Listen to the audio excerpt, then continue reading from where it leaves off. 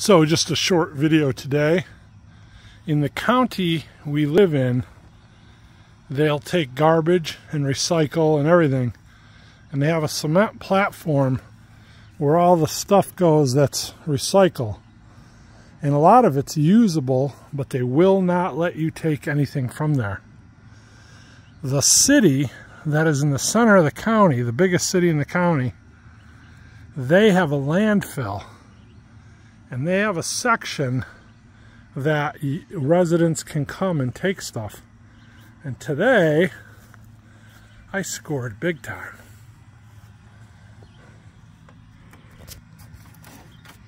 I got some 4x4s and a bunch more over there. And that's what I first saw, was the 4x4s. And I walked over to the pile and I saw these. I don't know, 4x6, I guess. This one here is 12 feet long. And so are those. And then there's a couple 8-footers inside the trailer. And so, you know, everything's twisted in the pile and you got to fish them out. And well, this one's a 2x6, I guess, or 3x6. It's wider than 2. Or it's a full 2. I don't know. Actually, let me see. I got my trusty tape measure with me.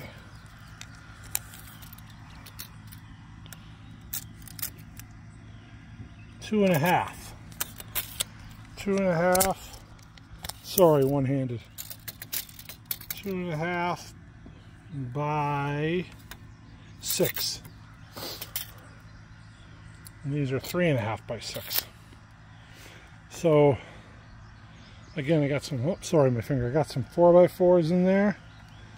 Got some 1x's that look like they're in fairly decent shape. At least part of it, right? It's a little chewed up down that end. It must have been giant pallets for something. And so, when I came and spotted these 3.5 by 6s, I spotted this one and I spotted a whole pile of them. And so I started loading them, and there's a guy in an excavator that works for the city. And what he does is he picks stuff out and put, you know, they got this big giant pile. And he just scoops it up all day long and puts it in dumpsters and hauls it away. And anything that he thinks is, you know, decent enough for people to grab, most of the wood, most of the pallets and stuff, he puts off to the side, because people will come, no matter how bad it is, they'll take it and burn it or whatever. And so when I spotted these beams, I started loading them, and they were set in a pile by themselves. And I thought, it doesn't look like they're part of the scrap pile. So I walked up to the lady in the booth and I asked her, and she said, no, you can take any of that wood.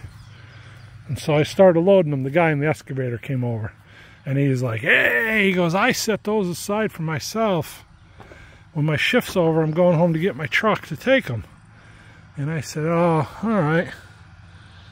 And I already had 2 loaded in the trailer, or 1 loaded in the trailer. And he said, tell you what, he goes, I only need 6 for the project I'm doing. If you leave me 6 of the long ones, whatever else is in that pile. So there was these 3 long ones were in that pile, and a couple of the shorter ones. And then like I said, I sifted through the pile, and I found a couple more. There was a few more, but they were buried. I couldn't unwedge them.